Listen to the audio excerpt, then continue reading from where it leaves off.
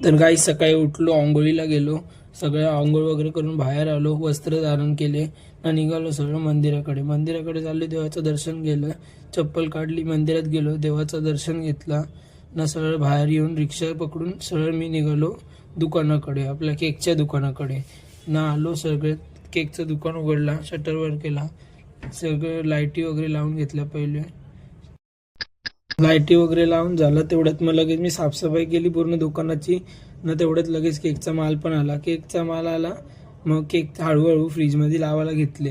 केकचा काम कसा एकदम नाजूक असतो, हळू करायचा असतो एकदम.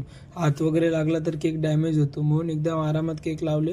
हळूहळू करून सगळे केक लावत गेलो. या एका फ्रीजमध्ये लावले, आता या दुसऱ्या फ्रीजमध्ये लावले. आज माल जरा जास्त होता, पण काही दिक्कत नाही. लावला मग हळूहळू करून एक एक एक एक केक लावून सगळ्या वेगवेगळ्या फ्लेवरचे.